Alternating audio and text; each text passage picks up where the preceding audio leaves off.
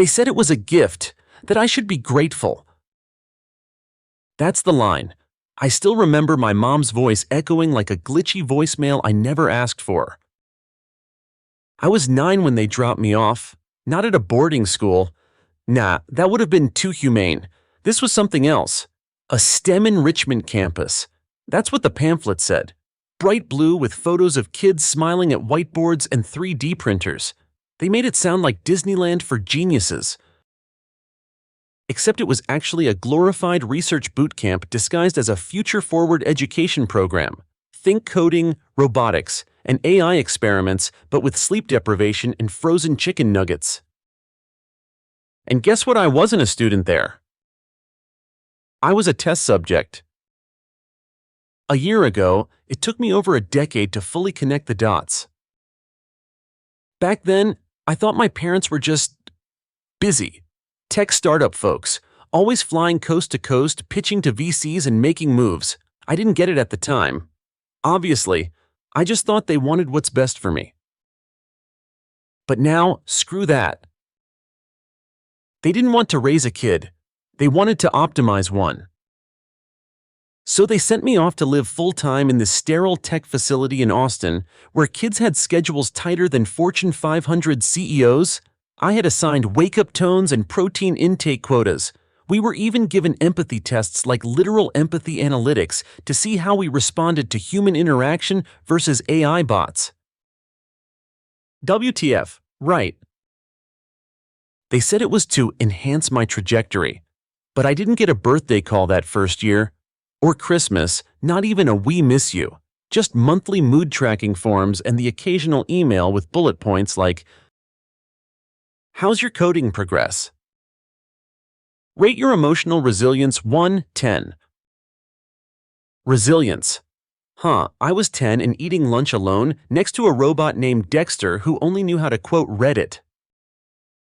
7 years ago, by 14 I stopped waiting for them to show up. We had this thing at the program called Outside Interaction Week, a fancy way of saying visiting day. Some kids' parents flew in, brought cupcakes, asked about projects. Mine ghosted me every time. I remember one year, I stood out on the loading curb for 2 hours, watching families carry duffel bags, hug, laugh. Meanwhile, I was holding a tablet and a poster board I'd made just for them. Nothing fancy, just a "look what I made" moment. They never came. No message, not even a delay excuse. I just tossed the poster in the trash and walked back inside. One of the dorm managers handed me a warm granola bar and said, "Parents miss stuff sometimes, bud. Sometimes try 10 years straight." 3 years ago, I found out the truth by accident. One of the junior advisors pulled up my profile during a system demo, must have forgotten I was watching. On the screen was a tab that said, Project N.Ot. Heart, Longitudinal Autonomy Trial. I remember staring at it like it was in another language. Then I looked closer and saw a sponsor name at the bottom, Heart Labs LLC. Yeah. My last name? They weren't just absent. They funded the damn program. I was their case study. Their whole startup pitch was built around adaptive parenting models for the AI generation. Their big idea, raise a child through code, feedback loops, and zero human bias. And I was Exhibit A. My blood turned to battery acid that day.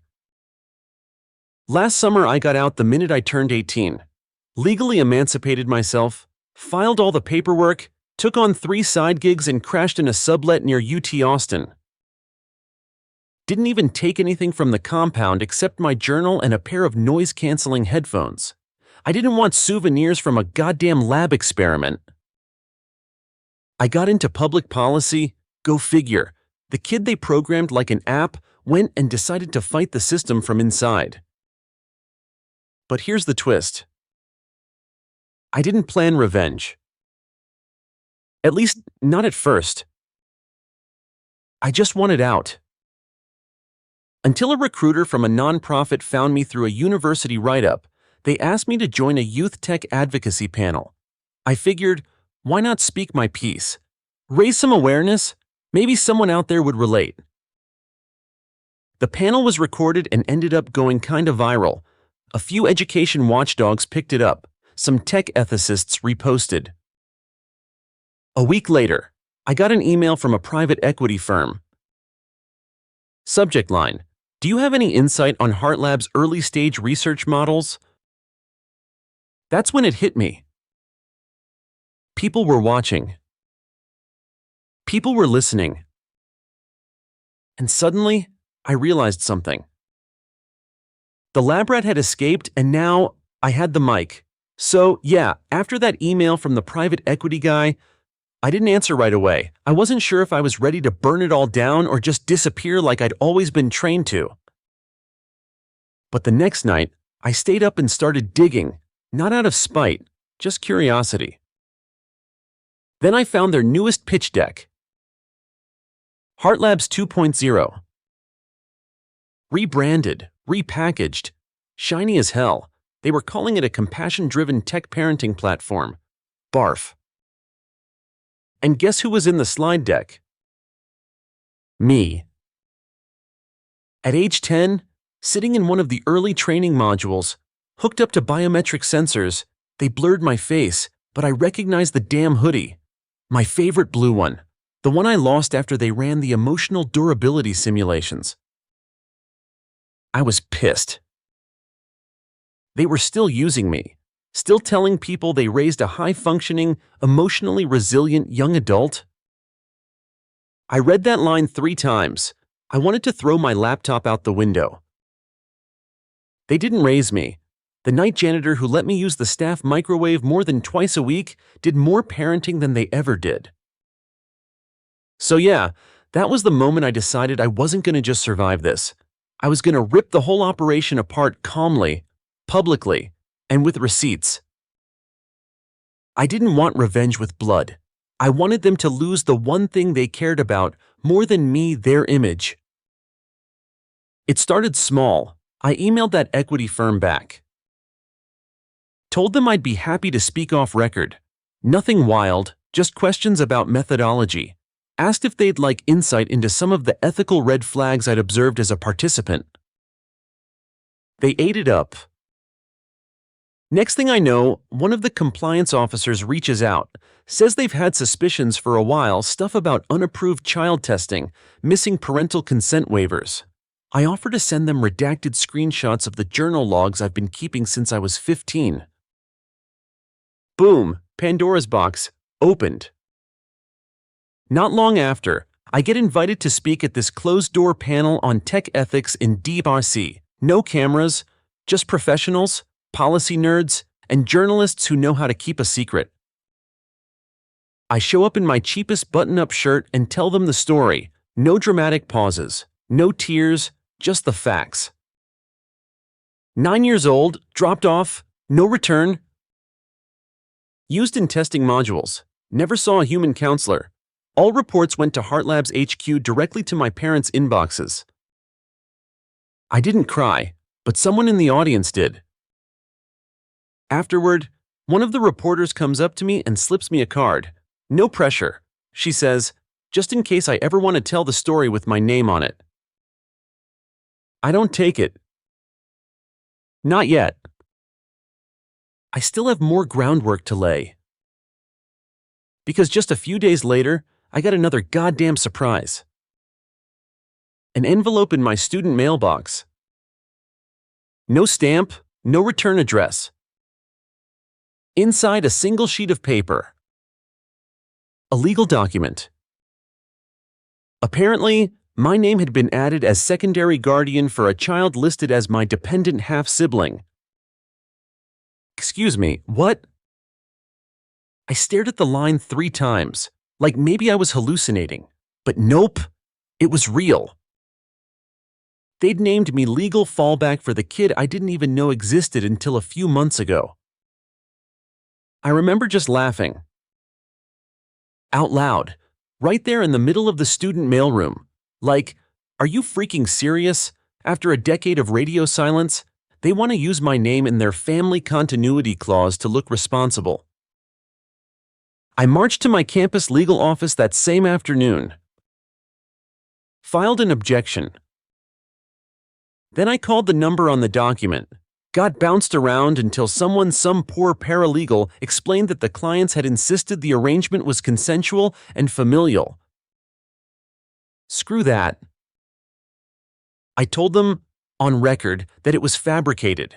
Then I called my lawyer, the same one who helped with my emancipation, and we sent a cease and desist faster than a DoorDash order. 2 days later, I started scrubbing my digital footprint. All of it. Old bios, contact info, dorm records, even emergency forms I forgot I'd filled out my freshman year. I changed every setting, pulled every record. No one was using me again. That week, I also updated my emergency contact, made it official. Miss Lorraine, the mother of my old roommate from undergrad. She once let me crash at her house over winter break because no one should eat canned soup alone on Christmas. She never asked questions, just set a blanket on the couch and made me pancakes. So yeah, she's the only one I trust now. And then, right as I thought things were settling, boom. Email. From my dad.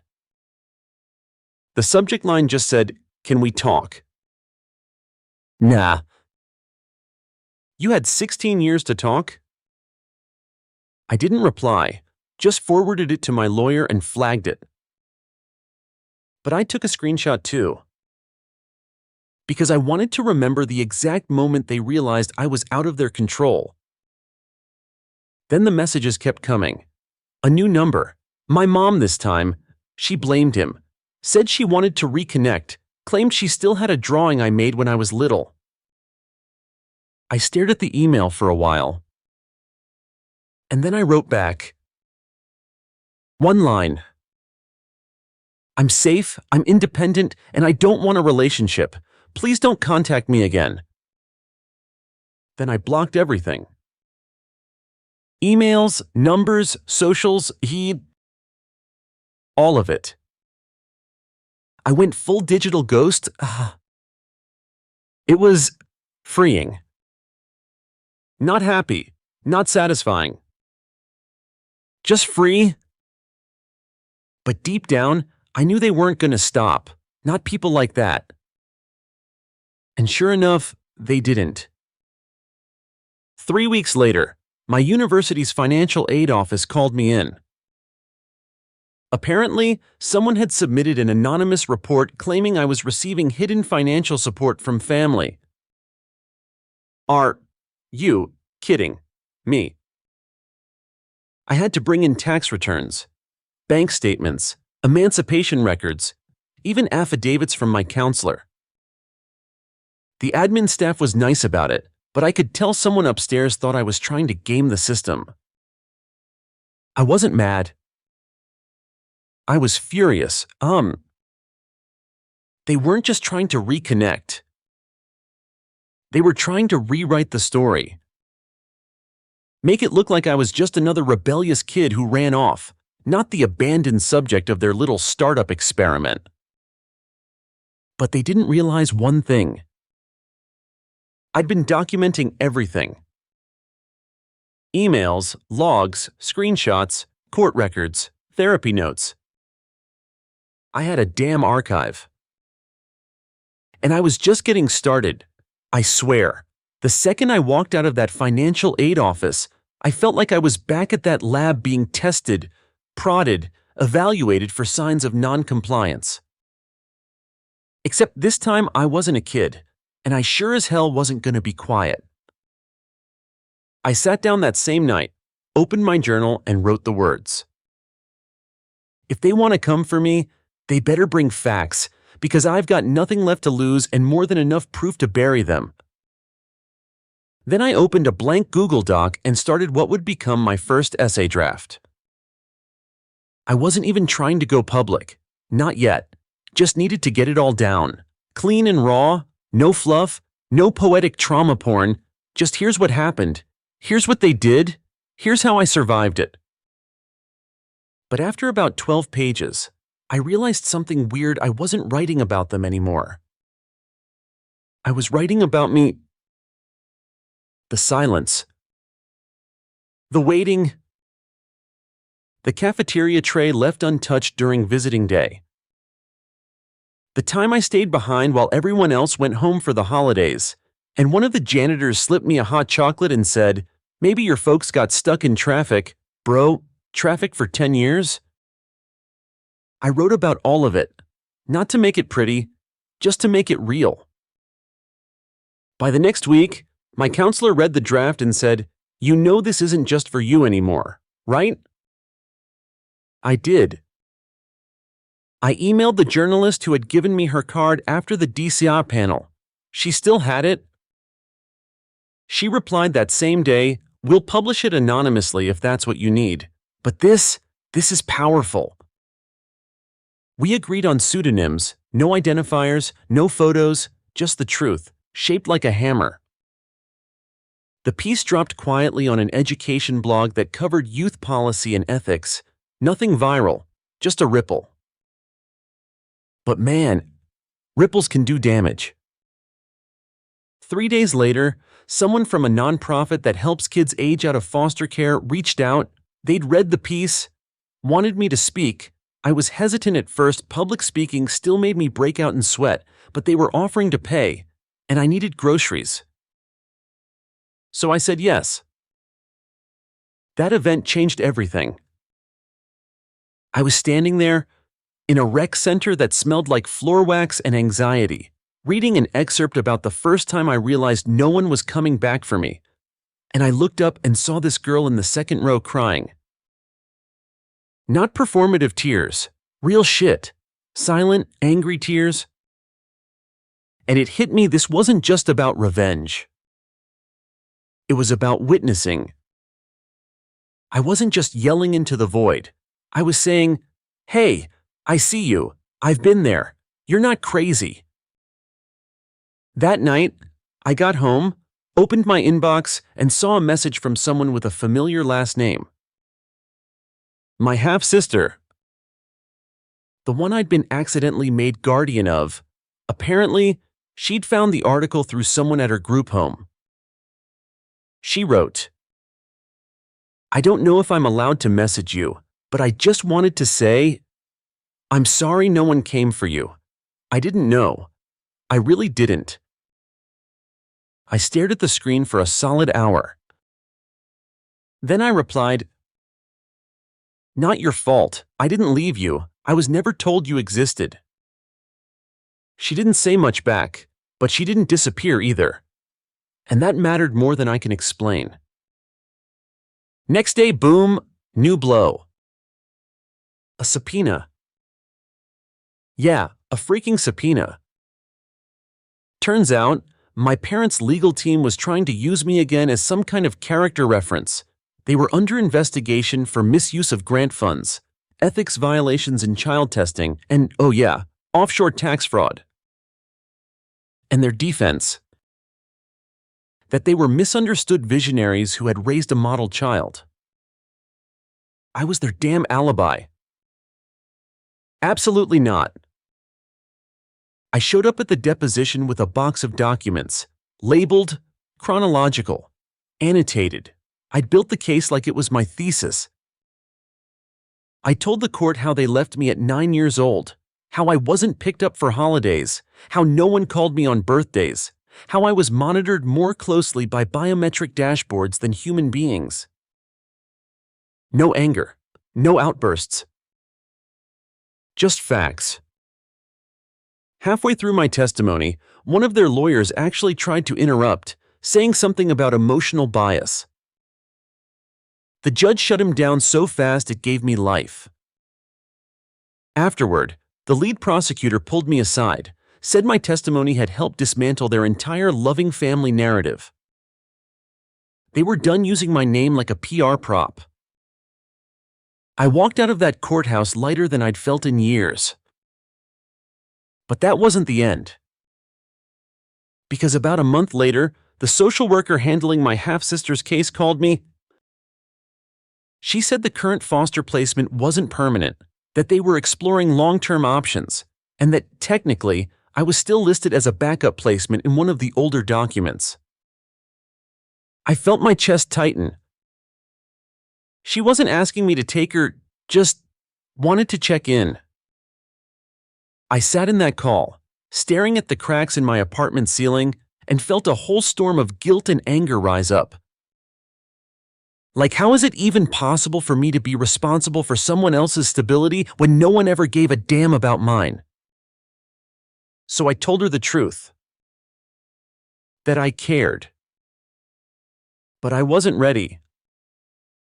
That I'd worked so hard to build something stable, and I wasn't about to light it on fire, trying to be a hero for a kid I didn't know, no matter how much my heart wanted to. She said she understood. I didn't cry after that call, just sat in silence. Then I opened a blank page and wrote her a letter. Not dramatic, just honest. You didn't ask for this, neither did I, but we don't have to be like them. We can write this story however we want. I sent it through the legal worker, no reply expected. Just needed her to have something true. A few weeks later, my TEDx video dropped. Not a glitzy production, just me in a black hoodie, standing on a small stage, talking about what happens when systems forget that kids are people. The views trickled in slow, then steady, then everywhere. And out of nowhere, someone from my old boarding program messaged me. A teacher. One of the few who'd ever shown an ounce of humanity. She said, "We knew something was wrong. I'm sorry we didn't say anything louder." Attached was a folder of documents. Old logs, internal emails, notes from faculty meetings where my name was mentioned over and over, still on campus, no contact from guardians, no pickup scheduled. Proof. I hadn't imagined it. The silence wasn't just emotional, it was documented. I printed them out and added them to my growing binder of receipts. Then I made a decision. If I was going to finish this, I'd need to write a book. Not a sob story. A record? A survival blueprint for every kid who was told they were lucky to be chosen while being left behind. And this time, no aliases. No anonymity. Just me. And the truth? Okay, so here's where things got real. Like, real. The TEDx talk had dropped.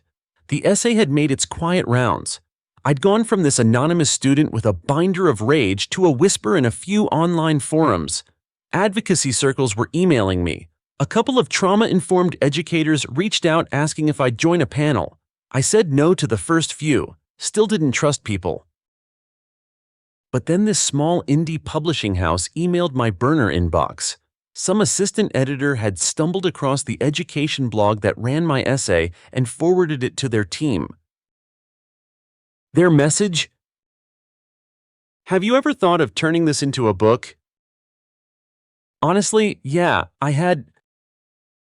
Not a tell-all, not some dramatic autobiography where every chapter ends with a slow piano fade, but like something real, messy.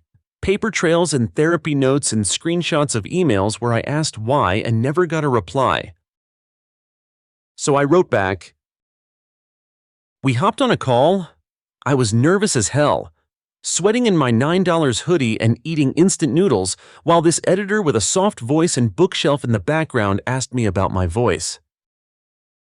I told her I didn't want to write for sympathy.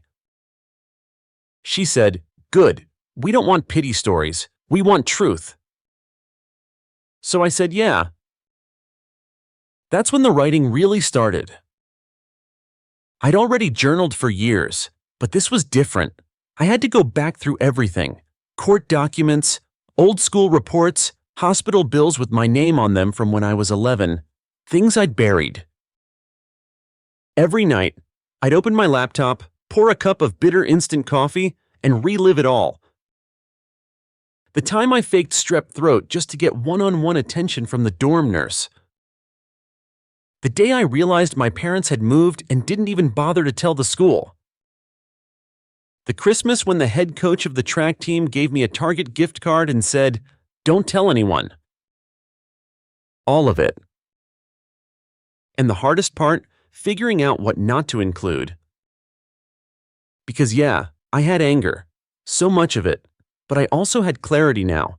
And if this story was going to mean anything to anyone, it had to be more than rage. It had to show the holes in the system, not just the people who pushed me in. So I organized everything by system education, guardianship, financial, emotional. I labeled every chapter with a term: visitation, oversight, custody, abandonment, emancipation. It was heavy, not gonna lie. Some nights, I had to shut the laptop and sit on the floor just to breathe. Other nights, I blasted music and wrote like I was on fire. At one point, I spent 6 straight hours rewriting a scene from my sophomore year, the day I found out my FAFSA got flagged because my legal guardian section was blank. I ended up calling a hotline from a dorm hallway, whispering, "I don't have a guardian, that's the problem." They thought it was a prank at first. I included that too. No edits, no smoothing the ugly parts. And around the same time I started getting letters. Well, not letters like sweet notes. More like weird, anonymous attempts to reach out. One envelope came with no return address and had 6 words on a card. "We thought we were doing right." I didn't reply. Didn't need to. I just added it to the binder. My lawyer, who by now had a whole shelf labeled NOAA Defense Protocols, logged everything, every contact attempt, every accidental slip of my name in legal documents, every time they tried to rewrite what happened. Because guess what? They were still trying to clean up their image. A VC group emailed me as a courtesy, saying my parents had listed me as a former collaborator in an AI parenting pilot study from 2011. I replied with one sentence: "List me again, and I sue." Didn't hear back. Funny how quick the noise dies when you talk like a lawyer. Then something shifted. I got an email from my half-sister's caseworker. She said the girl teen now obviously had read my essay. She wanted to write me a letter, just once, no expectations. I said yes. The letter came typed, neat, clear. She said she didn't want answers, just wanted to know what kind of person I was, not what anyone told her I was. She said she never understood why she felt like part of her life was fake until she read about mine. I cried. Not like ugly sobs, just these quiet, steady tears that felt like they'd been waiting for years to escape. I wrote her back, told her she didn't owe me anything, that I didn't hate her, that I wish things were different, but I was glad she reached out. I ended it with, "I don't know what kind of brother I'd have been, but I know what kind of person I want to be, and that includes not lying to you." She didn't reply for a while.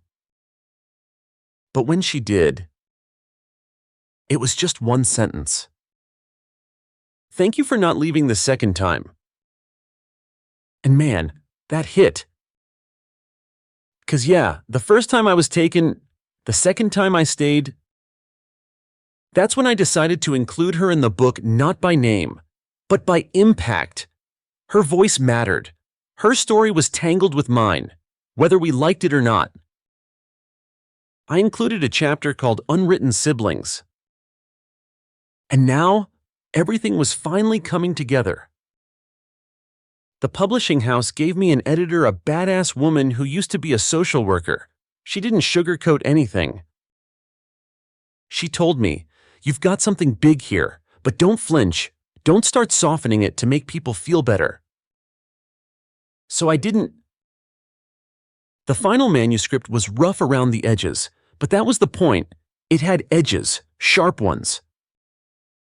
Around this time, I got an invite to a panel on systemic guardianship failure, one of those educational conferences where people wear lanyards and pretend they're saving the world.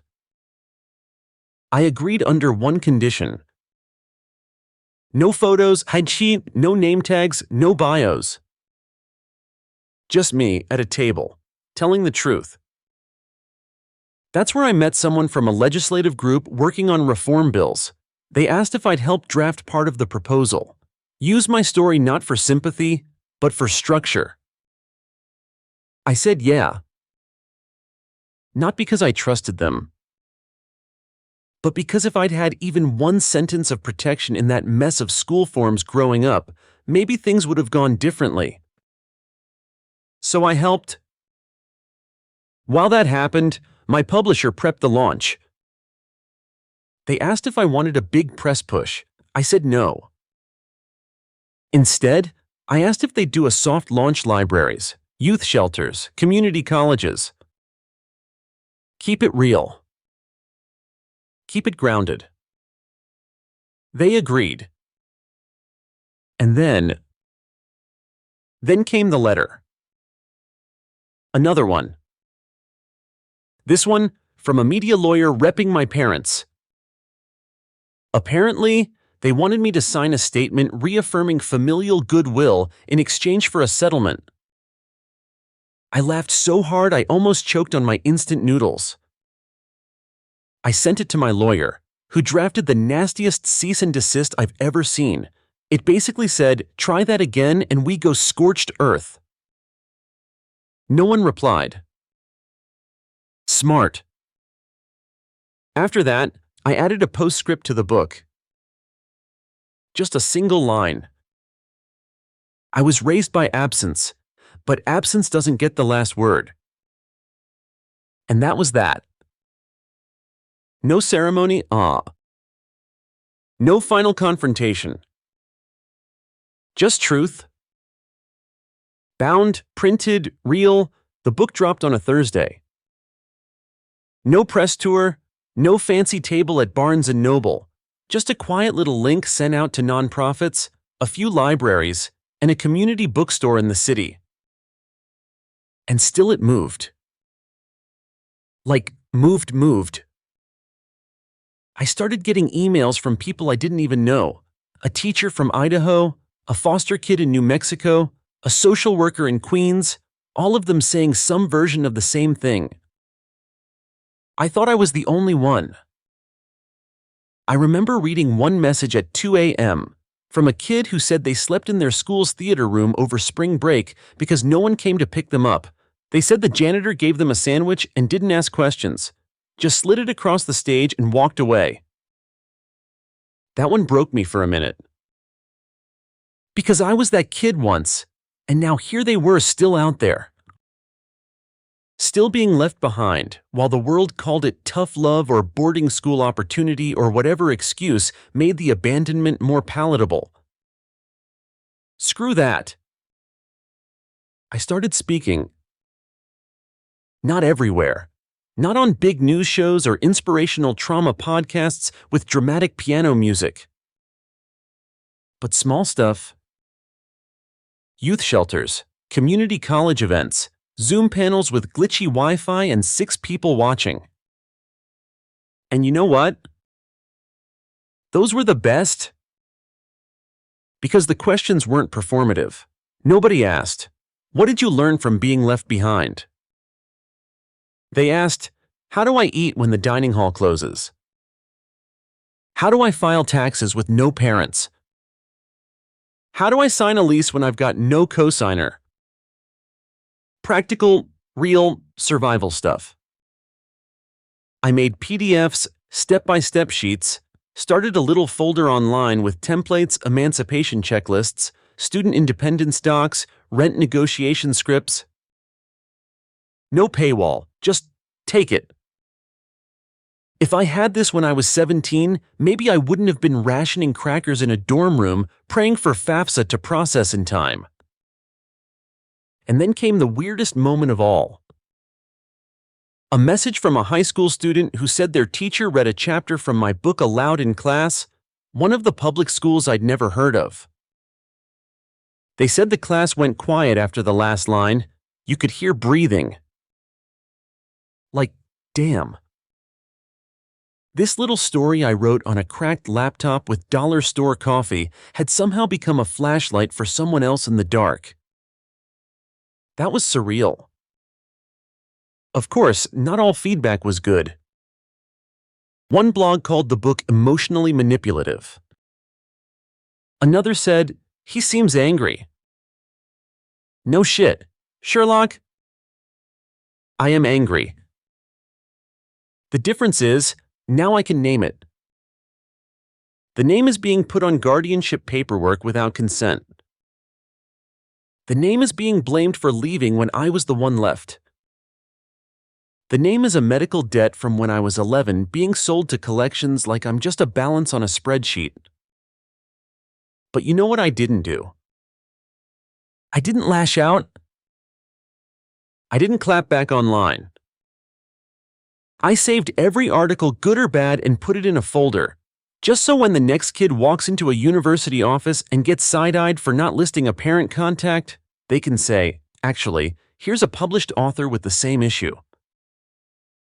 Validation, baby, systemic, not personal. Anyway, while that was unfolding, the publishing house asked if I'd consider a small author tour. 5 stops, nothing flashy, just cities with strong youth orgs and good indie bookstores. I thought about it, long and hard. I was tired, not gonna lie. All this exposure was starting to feel like emotional debt, like people wanted me to represent something, and I wasn't sure I could carry that yet. So I called the only person who ever gave me solid advice without sugarcoating it, my friend's mom. You know, the one who gave me a blanket that winter break and said food's in the fridge. Help yourself. She picked up on the second ring. Me, I don't know if I'm strong enough to keep talking about it. Her, then don't. Talk about what you built after. That hit different. So I said yes to the tour, but I did it my way. No author selfies, no dramatic readings, just conversations. At every stop, I requested resource tables, legal aid, food banks, mental health orgs, and every time I spoke, I made sure someone local spoke too. This wasn't the Noah Trauma Tour. It was about community, period.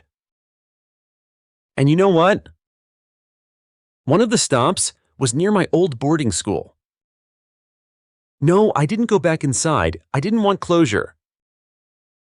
I just stood across the street, watched the kids run across the field, and whispered. Some of us made it out.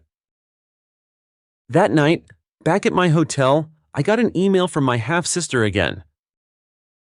She'd seen the TEDx talk someone at her new school showed it in class. She said she recognized the voice before the name. Her message was short. Still proud of you, still figuring it out here, but I'm okay. I smiled. Didn't reply, just smiled.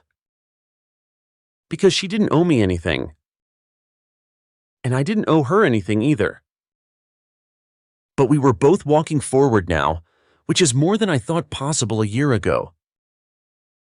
And just when I thought it was slowing down, my lawyer called. Apparently, my name showed up again this time in a guardianship appeal filed by my parents' legal team in another state.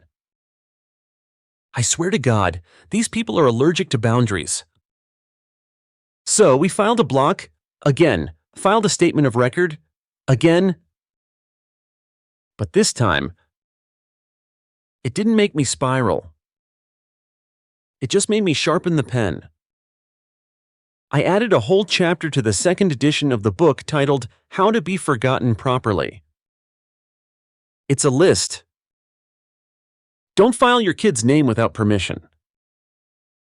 Don't tell the court they're involved when you haven't called in a decade. Don't act surprised when they stop answering. And definitely don't come crawling when you need PR.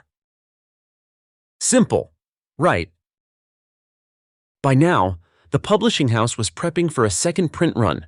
The feedback was strong, but what mattered more? The conversations were starting.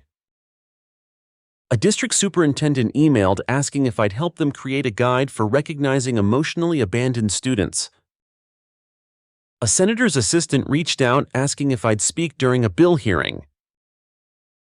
I said yes under one condition.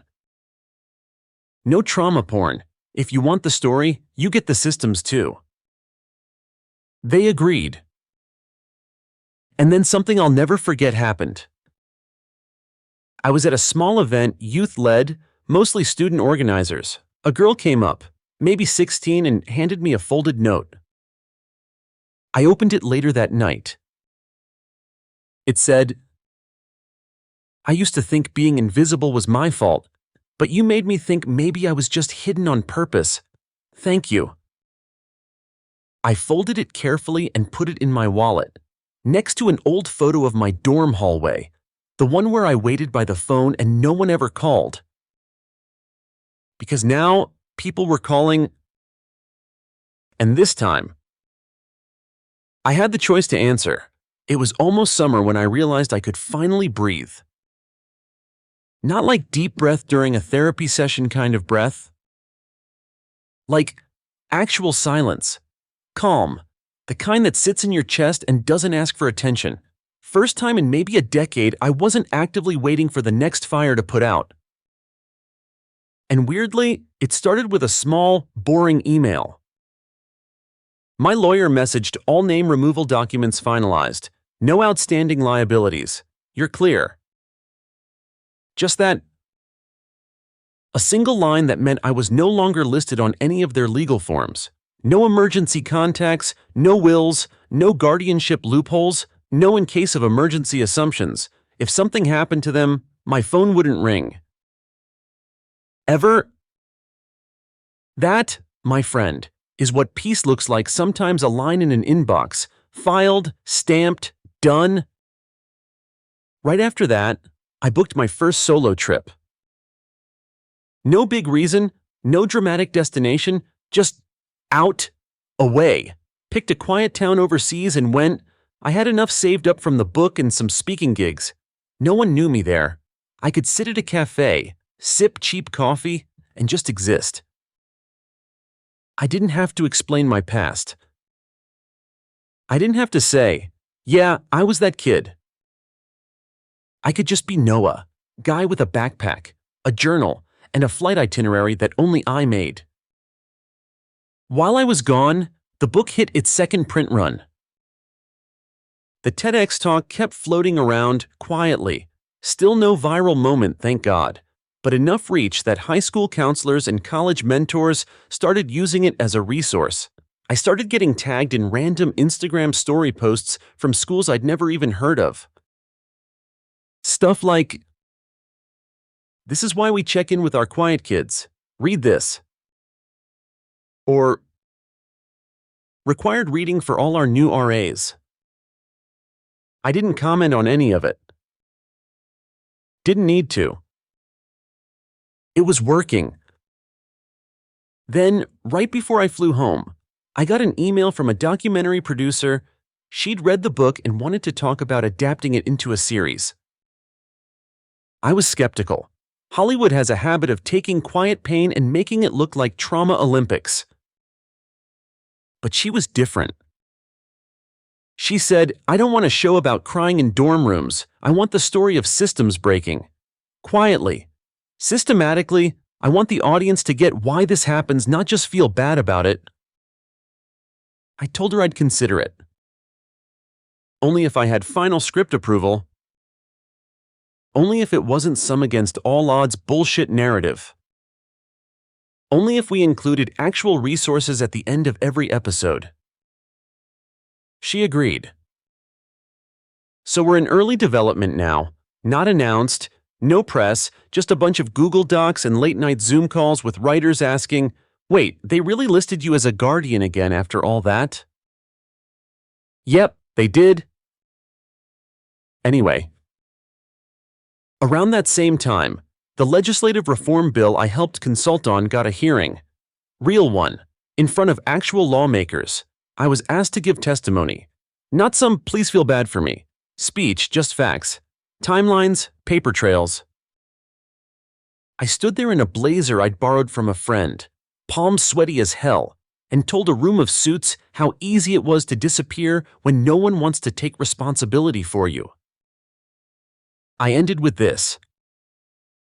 We don't need more inspirational posters in school hallways. We need better data entry, better follow-up, better questions, because I wasn't the only one. I was just the one who lived to tell it. The room went silent. Then someone clapped, and then others.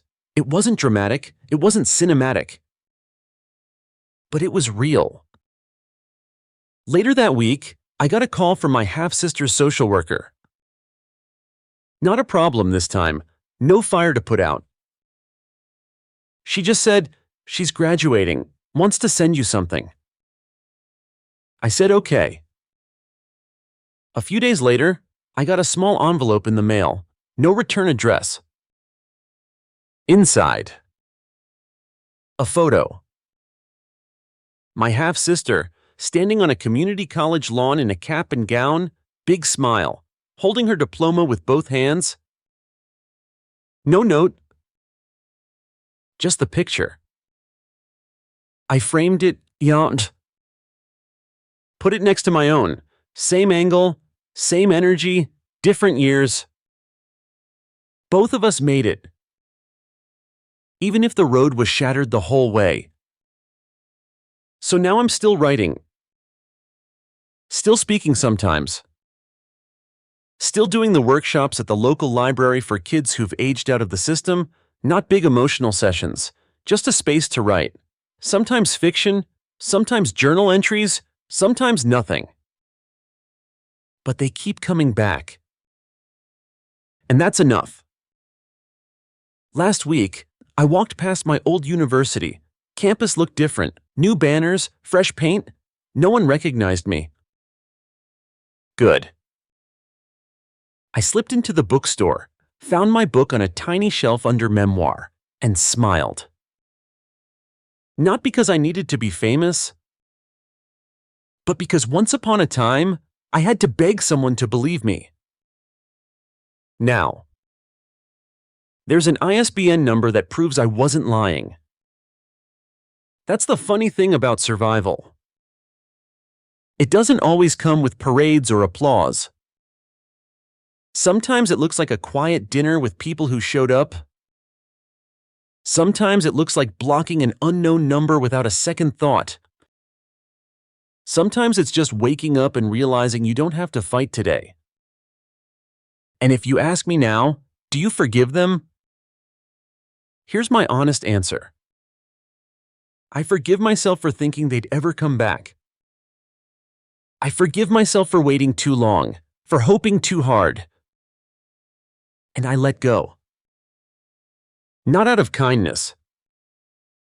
Not because they earned it. But because I finally got to live a life they had no part in building. And that's the real revenge. Not hate, not bitterness. Freedom. I own my name now. I choose who gets to call me. I choose what goes on the forms. And most of all, I choose who gets a seat at my table. And they're not invited. Not anymore. Not ever again. Story 2. I still remember the exact moment the wedding invitation showed up. It was sandwiched between an electricity bill and a flyer for discounted oil changes. I knew that handwriting instantly loopy cursive perfected in 7th grade. when Jessica decided normal penmanship wasn't elegant enough. Cream-colored cardstock, gold foil lettering, of course. Mr. Michael Chun, it read.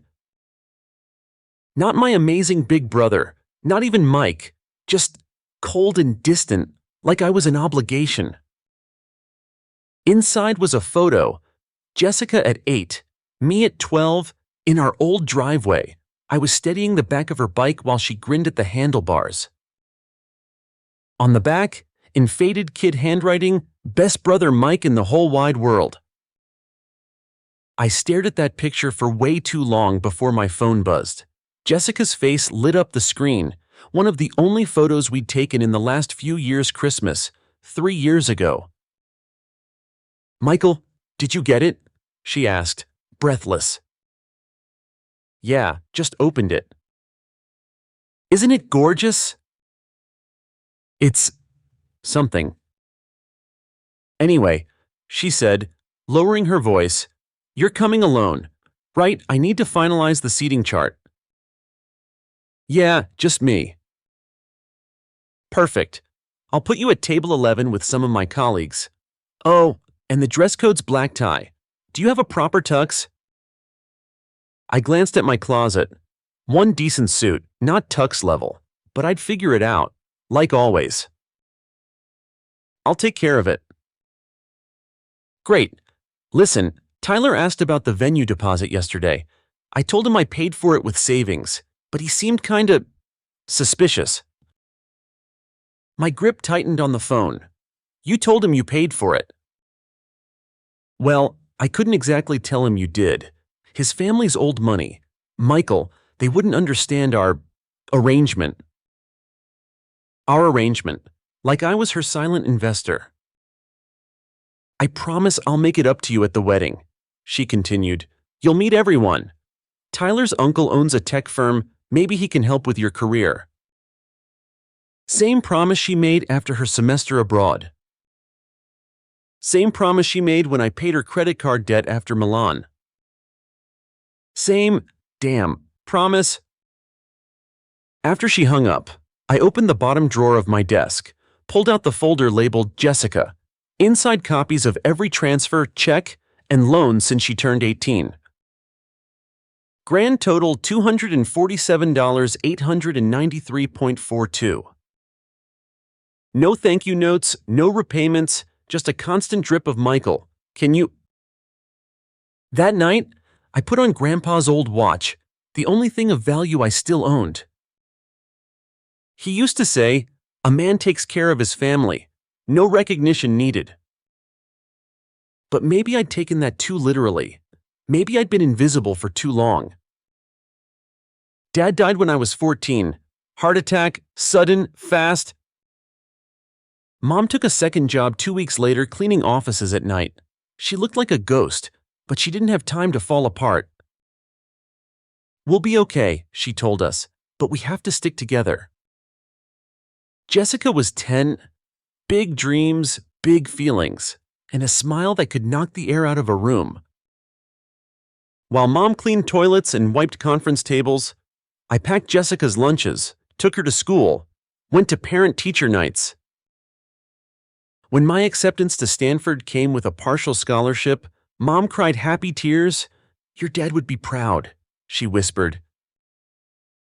But Jessica's tuition had just gone up.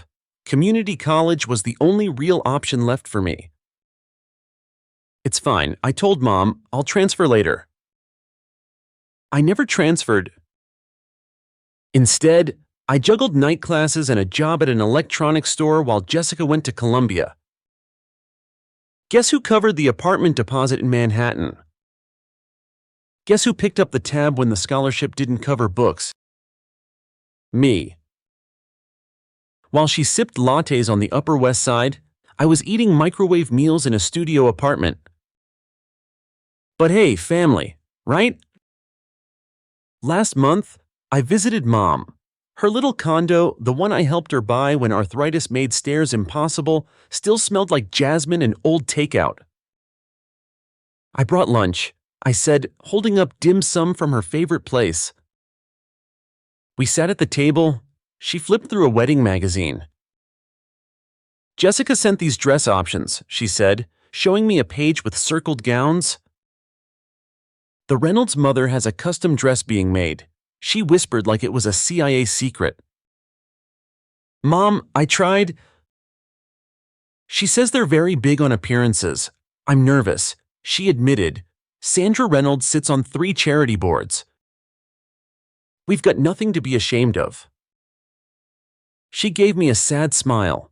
You don't get it, sweetheart. Jessica's finally building the life she's dreamed of. Our little star. Then she squeezed my hand.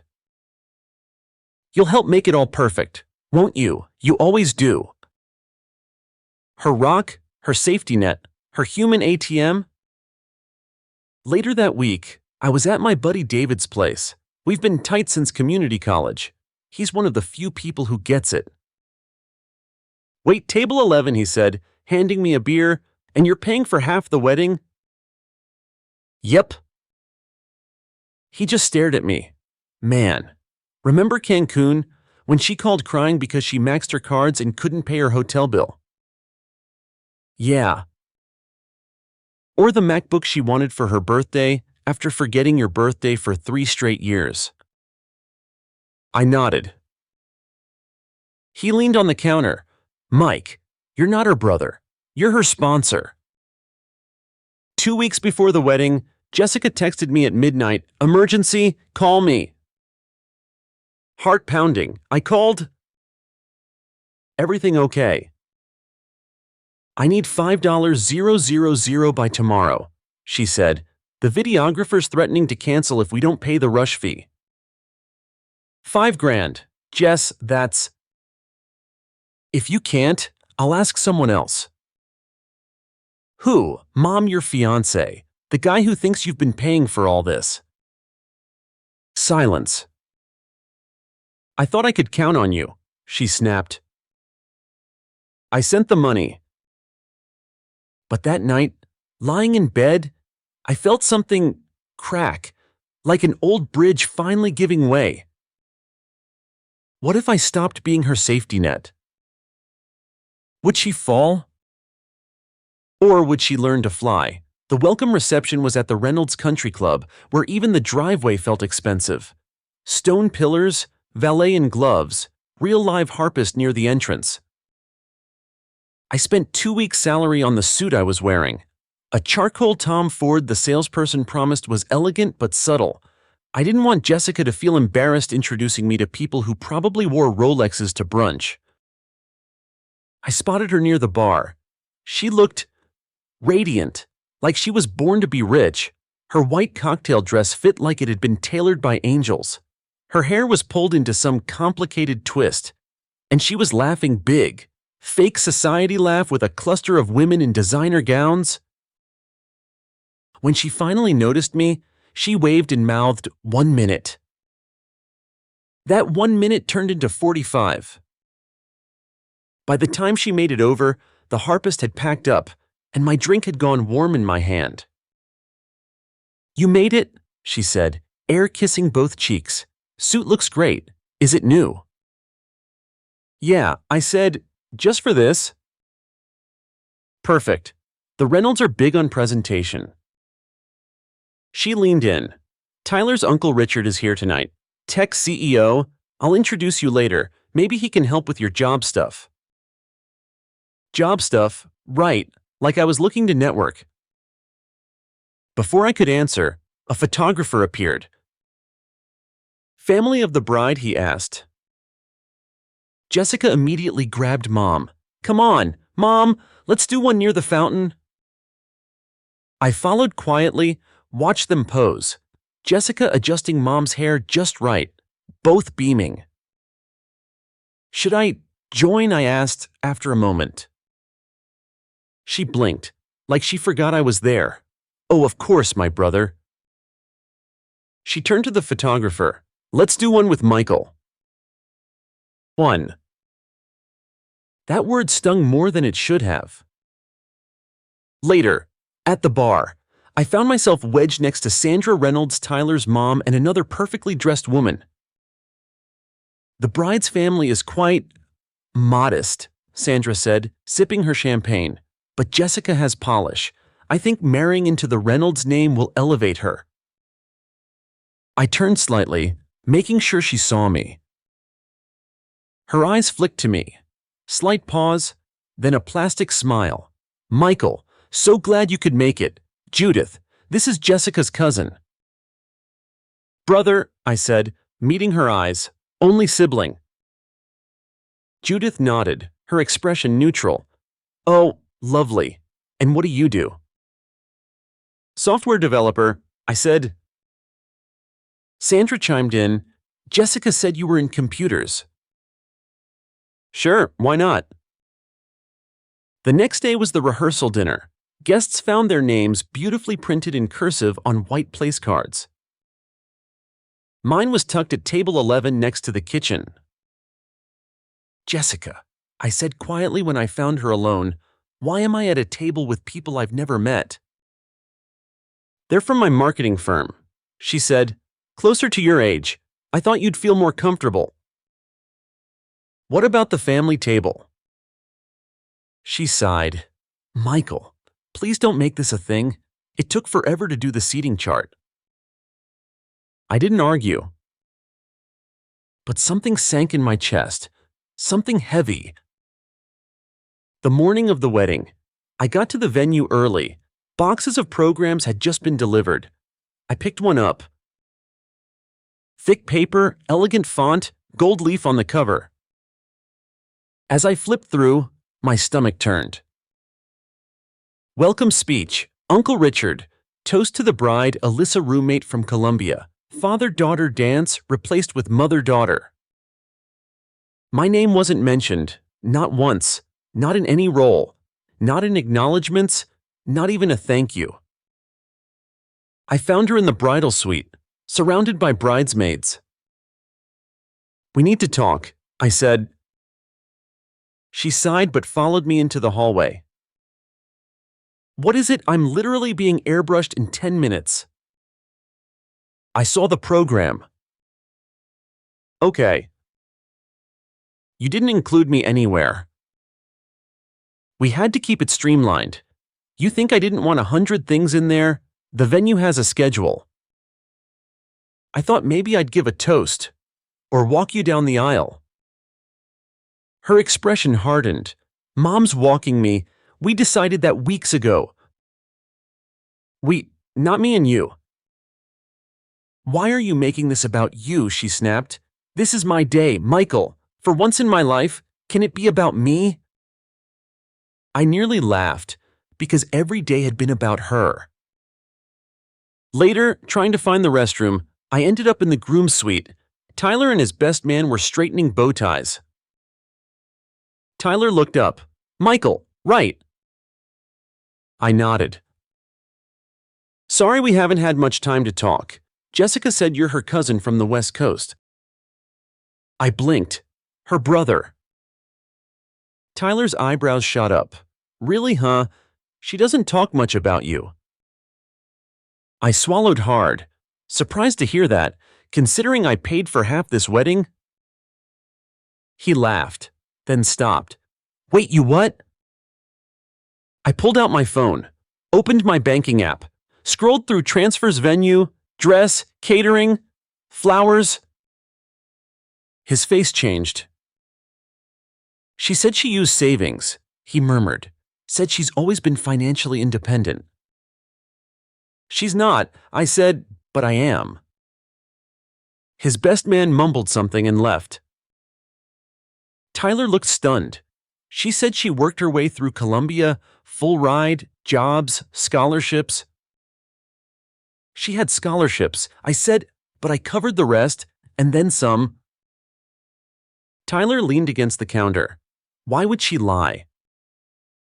Because reality doesn't look good in Instagram captions. 5 minutes before the ceremony, the wedding coordinator handed me a small card, row 3, outside section. Not front row, not family row.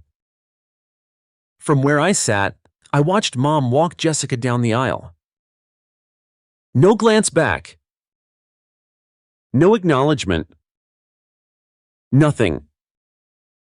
Something inside me, something that had bent for 20 years, finally snapped. During the reception, I sat at table 11, again. Behind a pillar. The woman beside me, a stranger, leaned over. So how do you know the bride? I'm her brother. Her eyes widened. She never mentioned she had a brother. Figures. Across the room, Jessica and Tyler made their rounds. When they approached our section, I stood ready to speak, maybe reset the mood.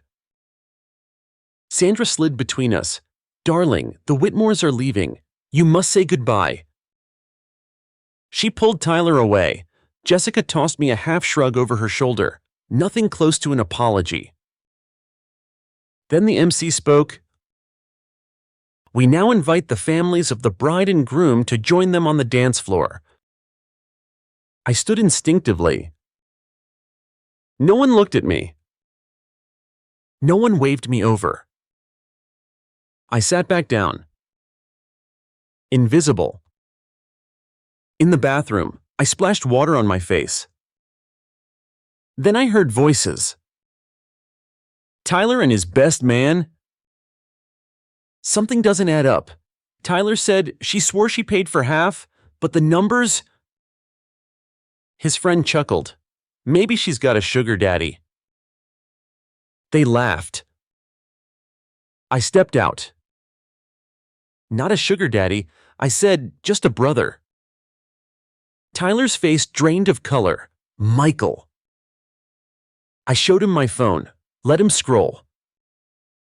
Here's your real wedding sponsor, I said. He scrolled, stunned. She told me, I can't believe she told me you knew. He stared down at the floor. She said she didn't want your help, said you insisted.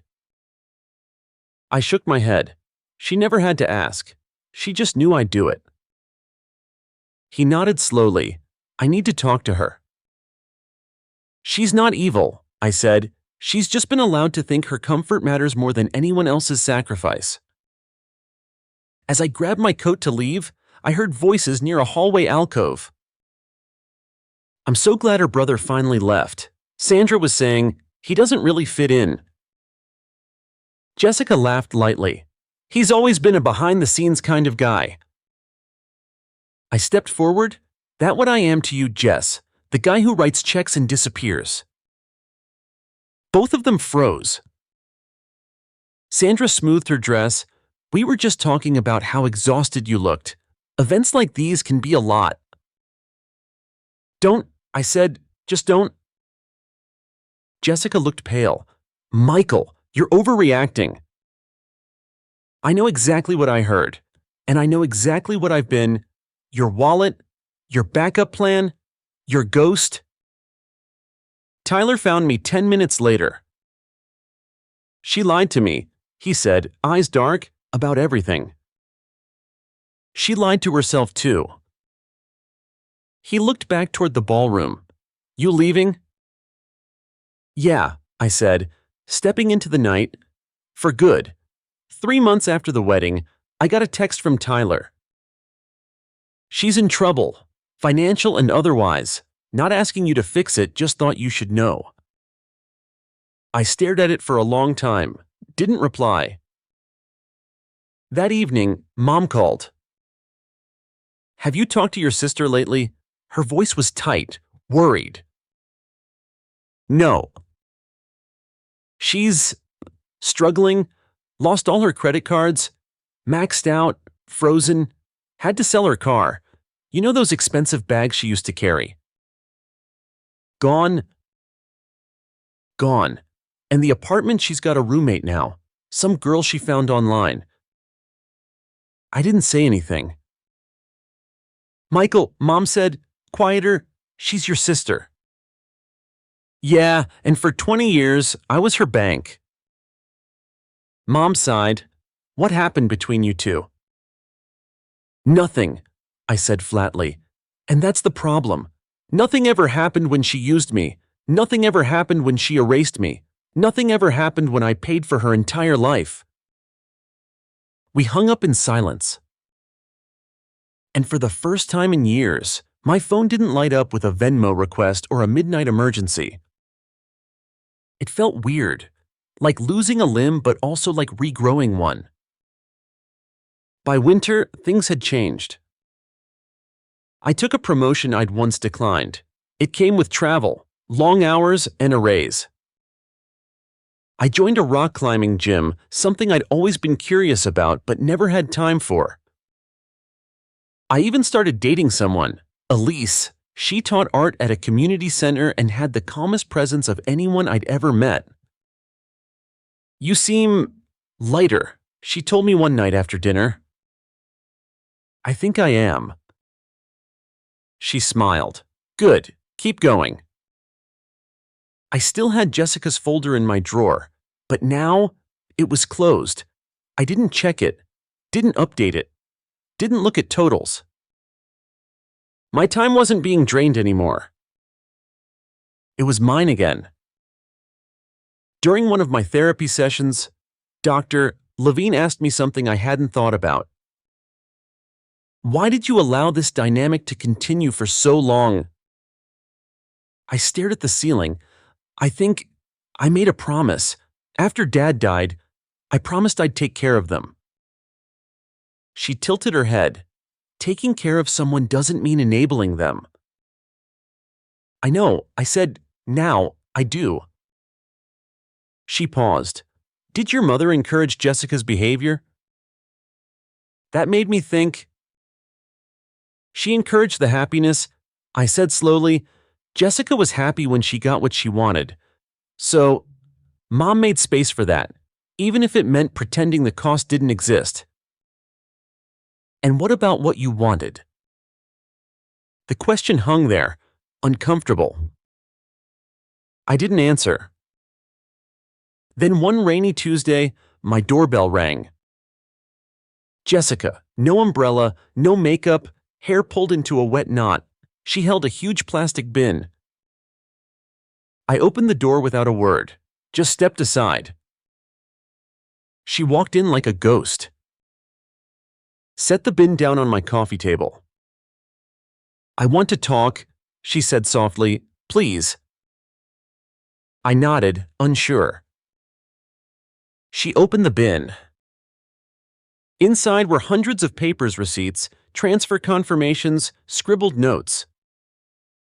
"This is everything," she said. "Everything you ever paid for. Tuition, rent, the wedding, all of it." She pulled out a printed spreadsheet. "And this is my repayment plan." I blinked. What? "It'll take years, but I'm going to pay it back, every cent." She held up a folded piece of paper. "Tyler's therapist gave us a book. Part of it is making amends. This is step 9. I picked up one of the receipts, my handwriting, from 6 years ago, Columbia fall tuition. Another note, scrawled security deposit, don't worry about it, love, M. Tyler insisted on counseling. Jessica said, "I fought it at first, but he was right." She looked up at me, eyes wet. "Sandra called a family intervention, called me a gold digger, in front of everyone." "She's not wrong," I said quietly. Jessica nodded. "I know." We sat there for a long time. "I've sold everything," she added. "Bags, jewelry, half the wardrobe, got a roommate, canceled the lease on my car." "And Tyler?" "He stayed, but conditionally." I waited. "I have to stick with therapy. Real therapy. No more lying, no more pretending." She gestured to the bin. "This is part of that." I didn't know what to say. "I'm not asking you to forgive me," she said. "I just needed to own what I did." She reached into her purse and pulled out another paper. "It's a list of boundaries, things I promise not to ask from you again, things I will do, like showing up, for your birthday, for the things that matter to you. I took the paper, skimmed it. Her handwriting was steadier than I expected. I won't ask for money again. I'll remember the dates that matter to you. I'll stop pretending I did it all alone. I'll start being your sister, not your dependent. We sat in silence for a while. Then I said, "This doesn't fix everything." I know. I can't go back to how things were. I don't want to. She looked at me, really looked at me for the first time in years. This is just the start? 1 year later, I stood in Jessica and Tyler's modest apartment.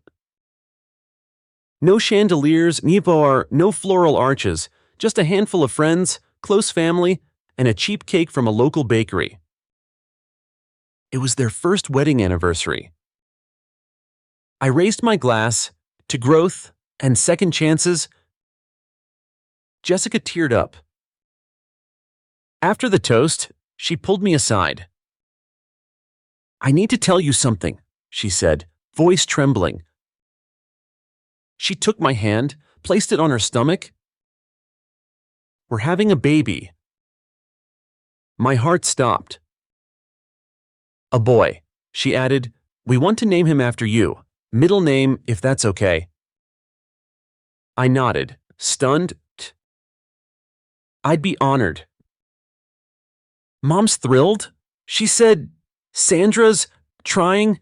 She still looks at me like I might steal the silverware, but she's trying." I laughed. Small steps. Jessica's expression turned serious. "Thank you," she said, "not for everything you gave me, but for stopping when I needed you to stop." I looked at my watch, Grandpa's watch, once a symbol of duty, now something else. "You know," I said, "he used to say a man's time is his most valuable thing." Jessica nodded. "I'm sorry for all the time I stole." "I'm not," I said. "I needed to learn that lesson too." As the night wound down, I watched Jessica and Tyler clean up plates together. No staff, no assistants, just the two of them, rinsing dishes and laughing over a spilled cup of soda. Jessica caught me watching and smiled. Not her polished, practiced smile. A real one. Crooked, honest, human. And for the first time in forever, I felt something shift. She saw me not as an ATM, not as a fallback, just as Michael. And that was finally enough. The first time I held my nephew, I cried. Not a full sob, but a quiet, steady kind of crying, the kind you can't stop even if you try. He was swaddled in a blue blanket, barely the size of a loaf of bread, his fingers curled instinctively around my pinky. Jessica smiled from the hospital bed, pale and exhausted. Tyler stood behind her, one hand on her shoulder, eyes soft. "We named him Ezra Michael Reynolds," she said. I looked at her, really looked. This was the girl who once cried over a scratched Prada bag, the girl who saw me as a walking bank account. Now she was a woman holding something real, something bigger than herself. "You okay?" she asked gently. "Yeah," I said, "just wasn't ready to feel this much." Tyler stepped forward and clapped my back. "Welcome to the club." Ezra's birth changed everything for all of us. Jessica shifted her priorities overnight. No more late-night Amazon hauls. No more $300 facials. She clipped coupons, cooked at home, and started keeping a detailed budget spreadsheet she actually followed. Tyler stepped up, too. He'd always seemed calm, but now he was focused, more present, less investment banker, more dad. And me. I stopped expecting apologies. Not because I didn't deserve them, but because I no longer needed them. The energy I used to spend waiting for acknowledgement, for someone to finally see me, was now being used to build something better.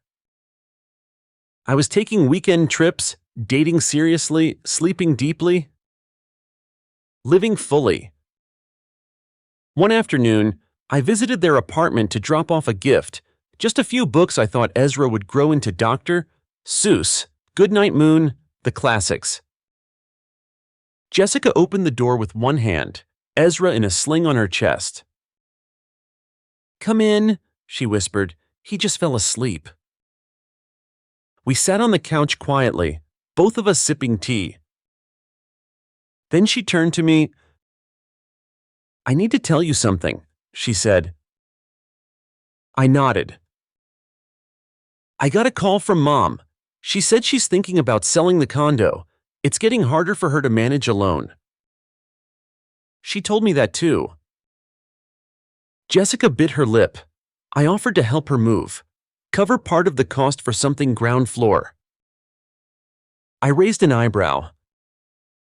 "I want to help now," she said, "with my own money. I mean, we're not rolling in it, but we're managing, and I want to contribute."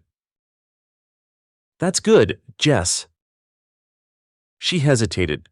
"I know I used to rely on you for everything, but that was never fair. I leaned too hard, took too much." I didn't say anything. She looked down. "I guess I'm still trying to prove I'm not that person anymore."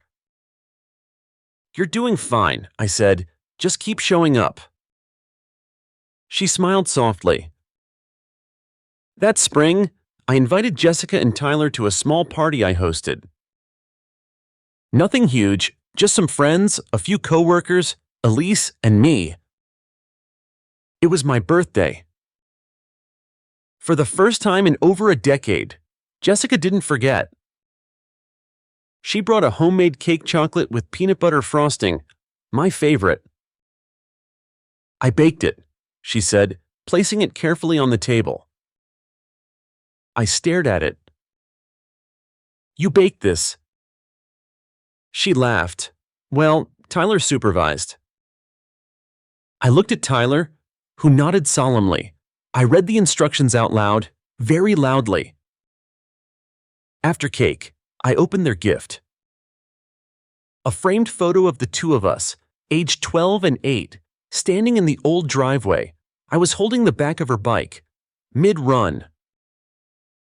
On the back, in new handwriting, "To the best brother in the whole wide world, for real this time."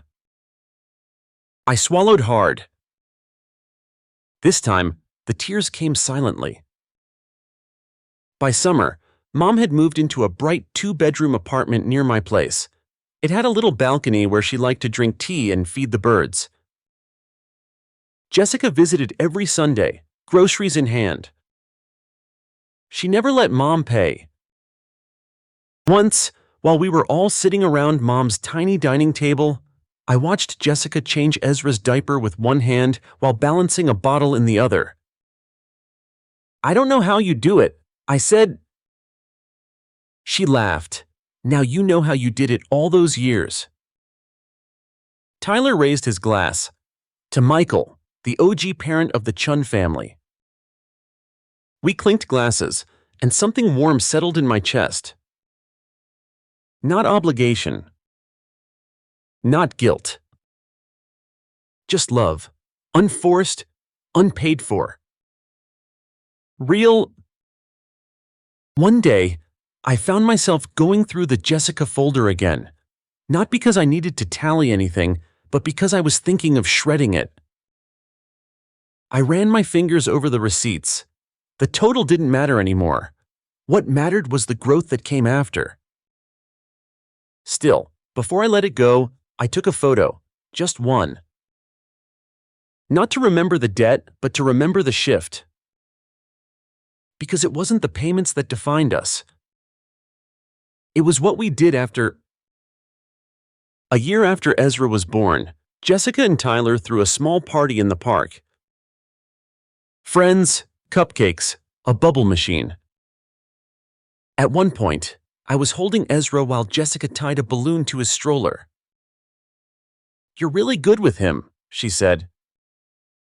I had practice. I smiled. She looked up. "You think he'll grow up to be kind?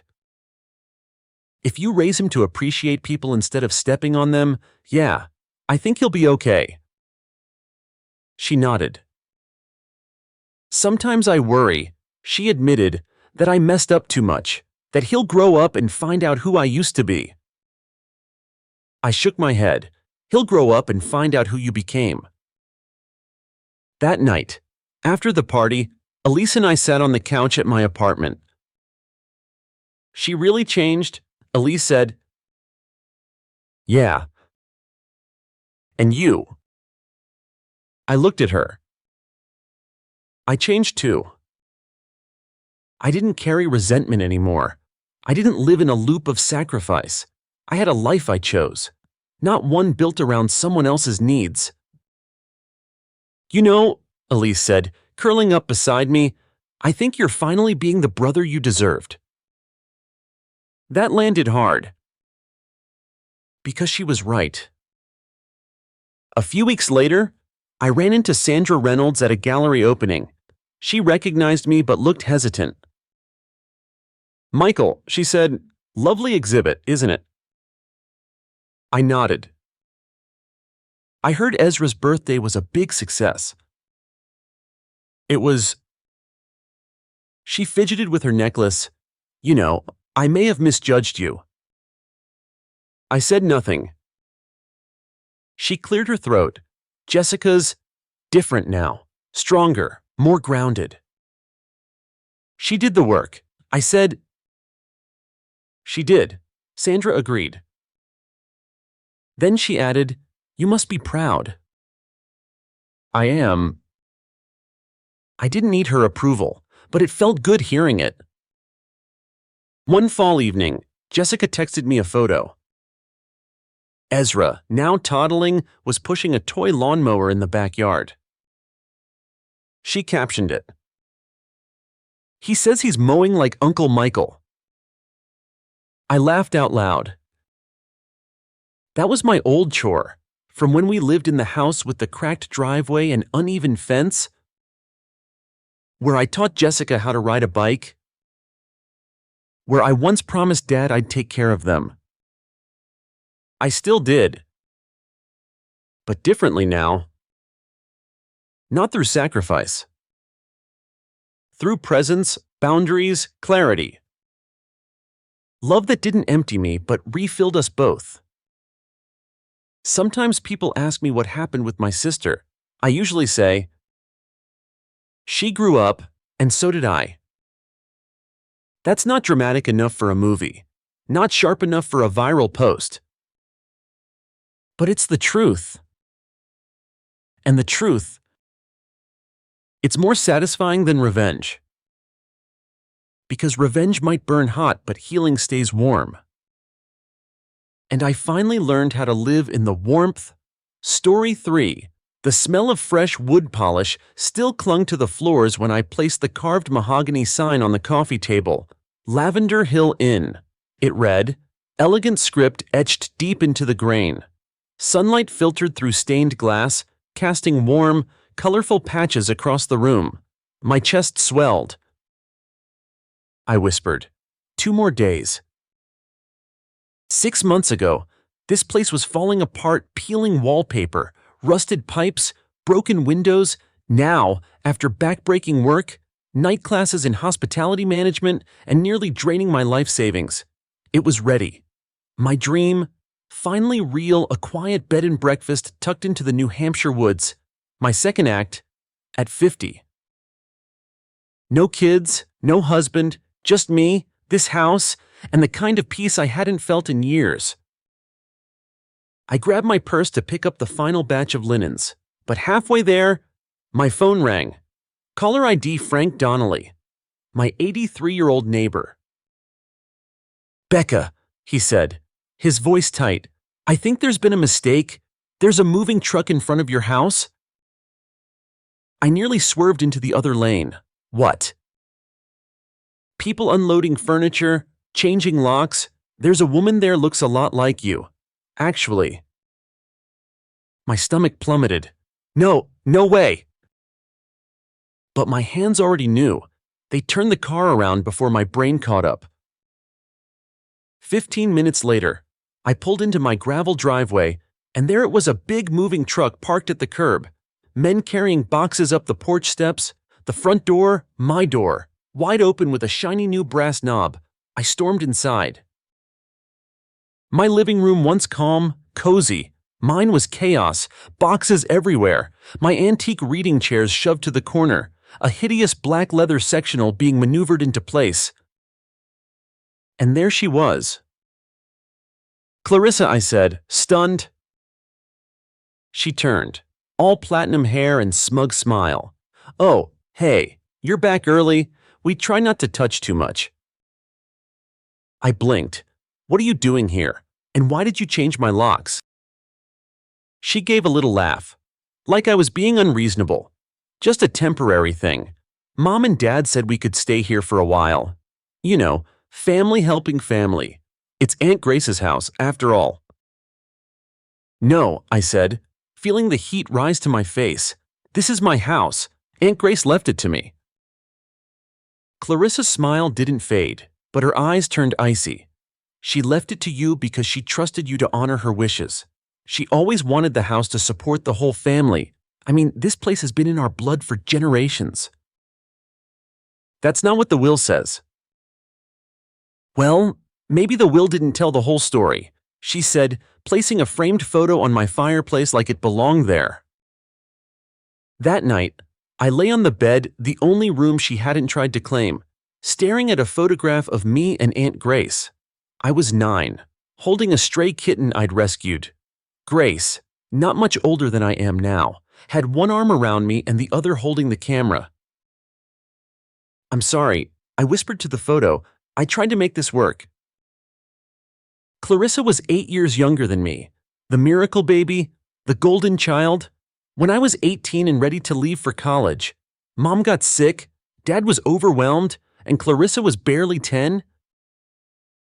"We need you, Becca," they said. I deferred college. 1 year turned into 2, then 5. Eventually, I was working full-time, and Clarissa was dancing ballet and getting private tutors. I never blamed her. Not really.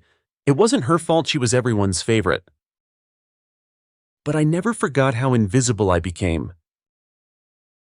Aunt Grace saw me. She gave me a check on my 35th birthday, enough to cover 2 years of college. "You've always taken care of others," she told me. "Now go take care of yourself." I did, became an English teacher, found my footing, visited Grace every Sunday, and when dementia came for her mind, I was the one who stayed, who managed her care, paid the bills, picked up the pieces. At her funeral, the lawyer had read her will. I leave Lavender Hill to my niece, Rebecca Archer.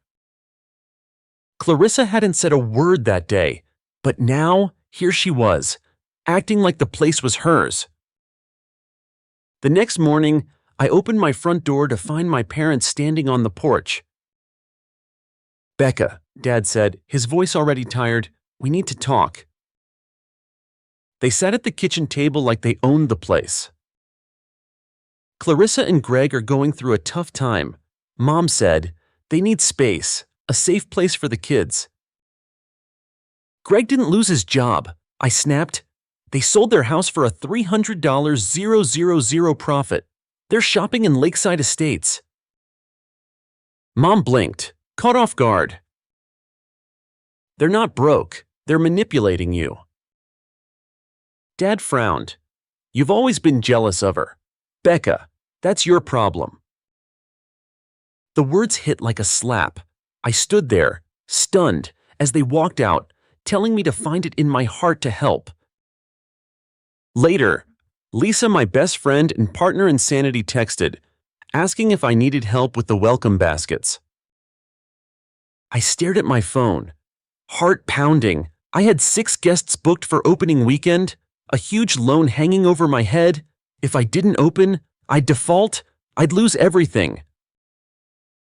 I walked back into the living room, where Clarissa was lighting a candle like she owned the place. "You need to leave," I said flatly. She looked up, unbothered. "That's not happening."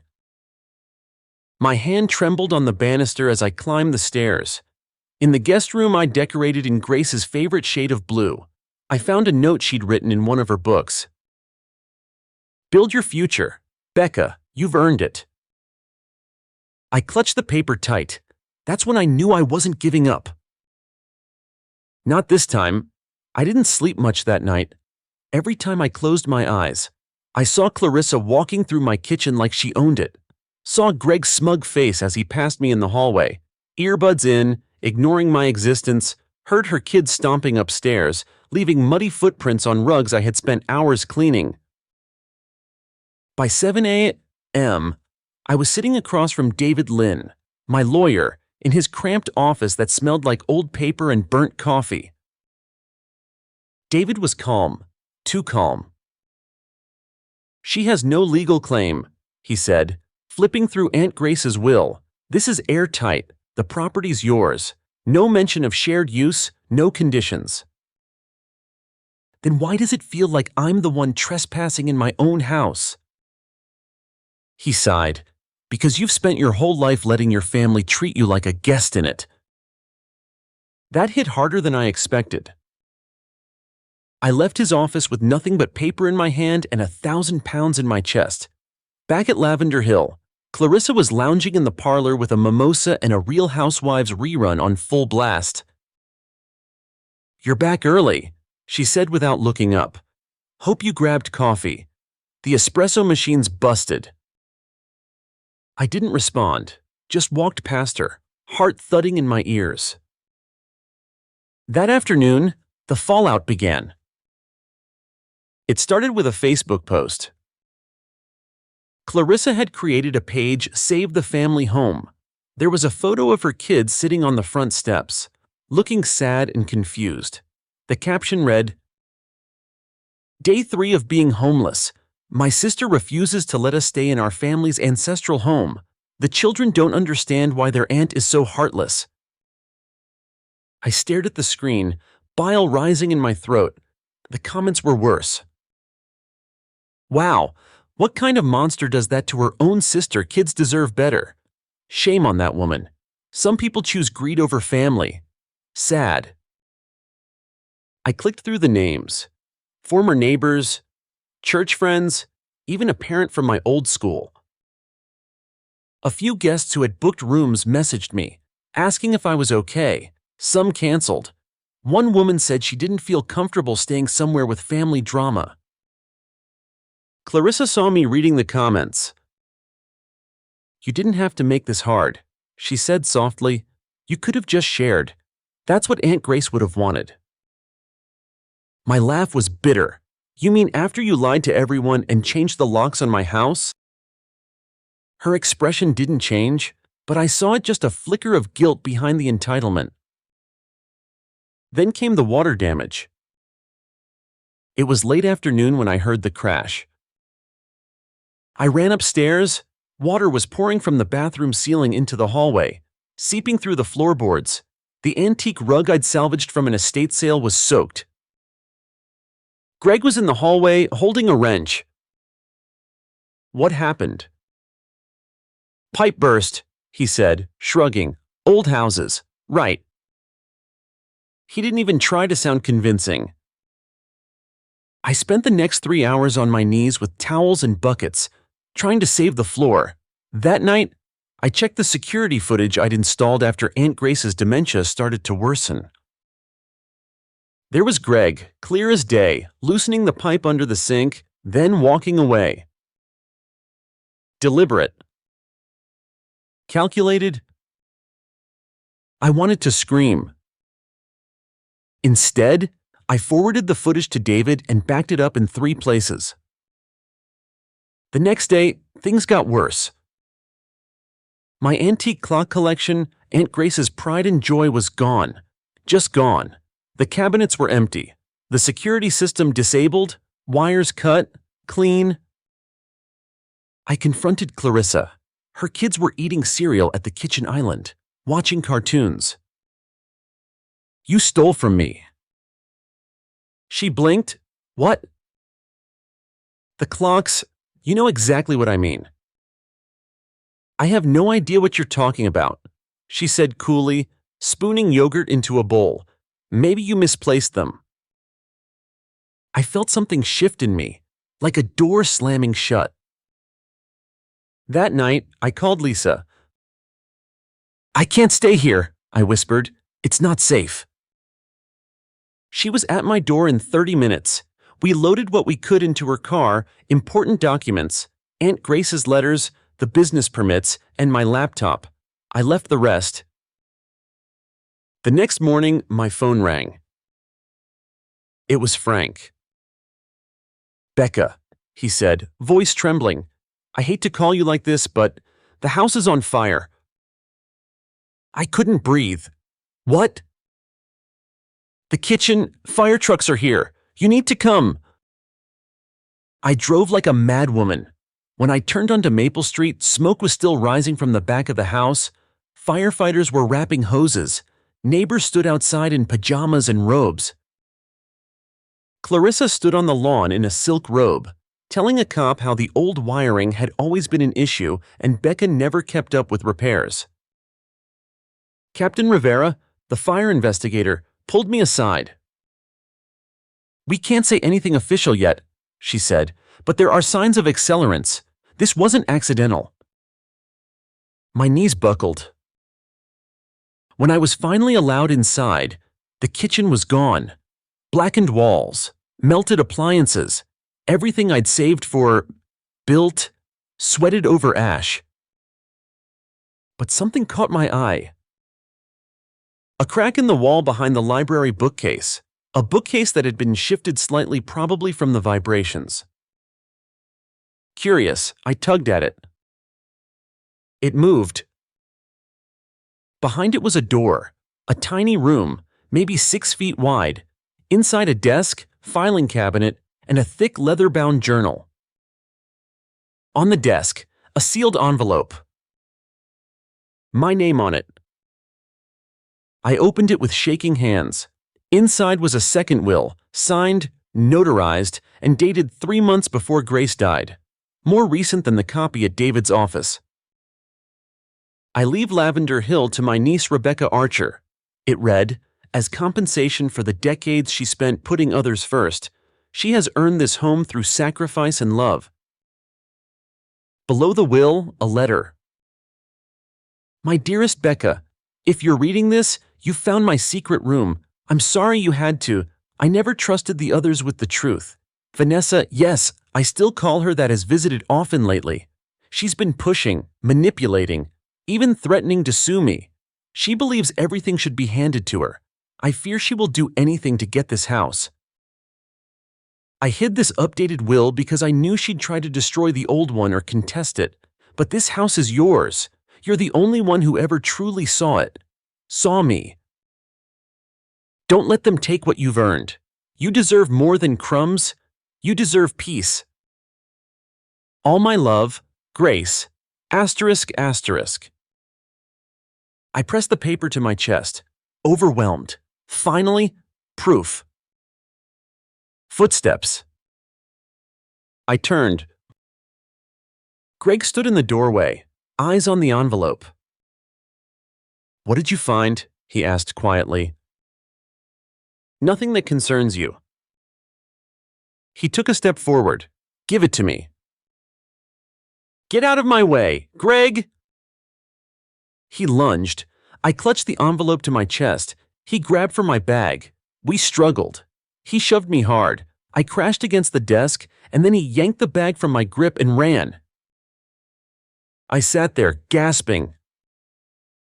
Then I stood, and I called Frank.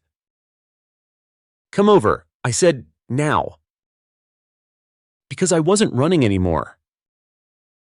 Not again. Frank showed up 10 minutes later in his old pickup truck, still in his robe, clutching a flash drive like it was made of gold. I wasn't sure when to say something, he said, ushering me inside Lisa's living room. Didn't want to make things worse unless I had to. "What's on that?" I asked, wiping dried blood from my knuckles where I'd scraped the desk during the struggle with Greg. "Security footage. I installed some cameras pointing toward Lavender Hill back when Grace started forgetting to lock her doors. Habit from my army days. I caught something the night of the fire. You need to see this?" He plugged the flash drive into Lisa's laptop and clicked through a few folders. There. Grainy, time-stamped video loaded on screen, 1:42 a.m., the night of the fire. Greg, in a hoodie, walking across the backyard with a gas can in hand. "Jesus," I whispered, my stomach twisting. Frank clicked ahead. Next clip, Greg leaving through the back door, carrying my handbag, the one with the new will and Grace's letter inside. "You got a copy of the will too?" I asked, barely daring to hope. Frank nodded and handed me a sealed envelope. "Grace gave it to me months ago. Said, just in case Clarissa and her charming husband pull something shady." I stared at it. Proof. Again. Everything I needed. "I'm going to the police," I said, grabbing my keys. "Wait," Frank said. "You should call Rivera first. Let her come to you. Safer." He was right. I texted Rivera and sent her a screenshot of the footage. She replied in 5 minutes. "On my way. Don't confront them. Wait for me." 2 hours later, the street was lined with police cars. I watched from Lisa's kitchen as officers surrounded Lavender Hill.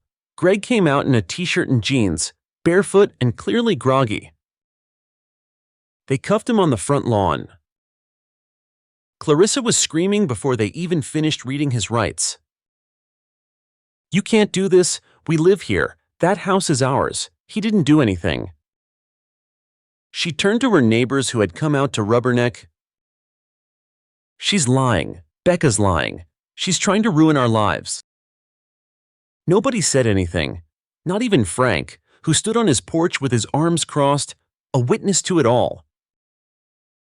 Greg shouted as they put him in the back of the cruiser.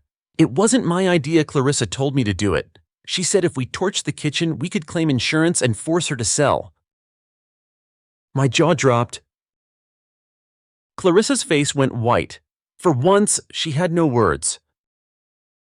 Rivera approached me later with my handbag, recovered from the upstairs closet during a search. "You were right," she said.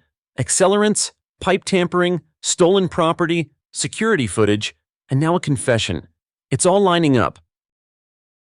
"Is he going to jail?" "He'll be charged with arson, burglary, destruction of property, and possibly insurance fraud. He posted bail, but he's not allowed to leave the county. We're also looking into Clarissa's involvement. If he flips fully, she might be facing charges too." I wanted to feel vindicated. Instead, I felt tired. Tired of fighting, tired of proving myself, tired of always being the one who cleaned up the mess. 2 days later, I called a family meeting. Clarissa tried to back out, but Mom and Dad insisted. We sat in what remained of the living room, smelled faintly of smoke and industrial cleaner. Boxes of ash-covered books and half-ruined furniture lined the walls. I read Grace's letter aloud, every word. When I finished, no one said anything for a long time. Then Dad looked at Clarissa. "Is this true?" She was hunched in the chair like a petulant child. She always had it easy. Grace liked her more. "That's not what I asked," Dad said, voice firm. "You told us Greg lost his job, that you needed help. You lied, you used us, and you tried to take down your sister's life's work." I was trying to give my kids a better life. With $300,000 from a house you sold and a fake GoFundMe, you could have bought 2 better lives. Clarissa burst into tears, but no one moved to comfort her. That night, something amazing happened. Lisa showed up with Ben from the hardware store and about 20 other people from town. They had ladders, toolboxes, paint, and casseroles. "You're not alone," Ben said. "You've given this place a future. We're not letting scum like them tear it down." Over the next week, people showed up daily. Some donated furniture. Others helped repaint the kitchen. Students I'd taught years ago sent cards and dropped off baked goods. The support was overwhelming. Even my parents helped, quietly at first, then fully. Mom helped me sort the saved antiques, carefully cleaning soot from porcelain teacups. Dad spent hours carving a new wood sign to replace the one that had burned. "I never saw it before," he admitted one night while sanding down a cracked frame. "All the things you gave up for this family. I'm sorry, Becca." Clarissa stayed quiet through it all.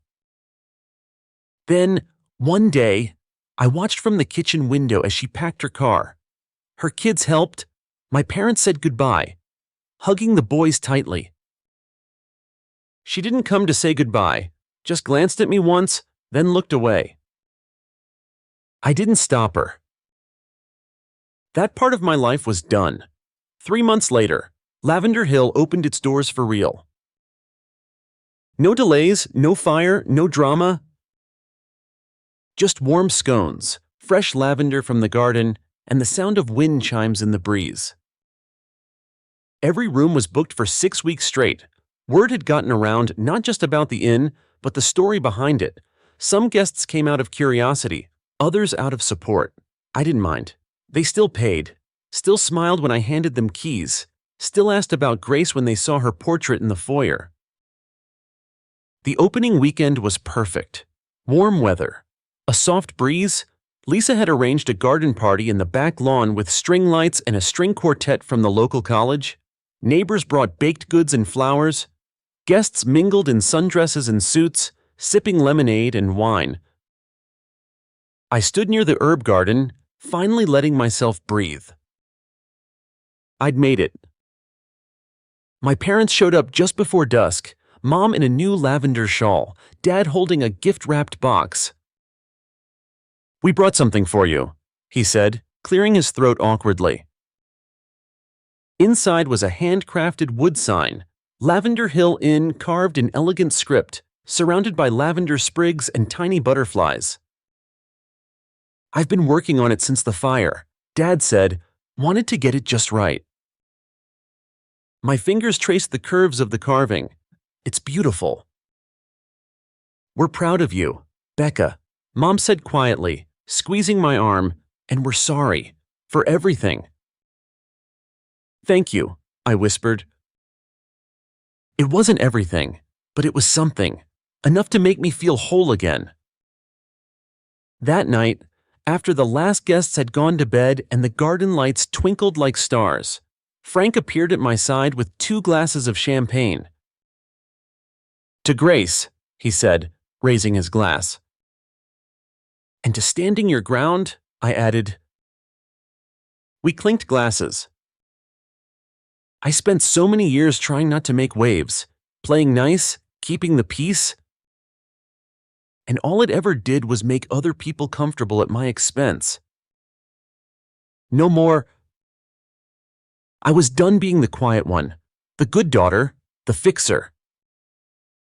I was done giving away pieces of myself to people who only knew how to take. The next morning, I found a letter tucked inside the mailbox. No return address. Vanessa's handwriting?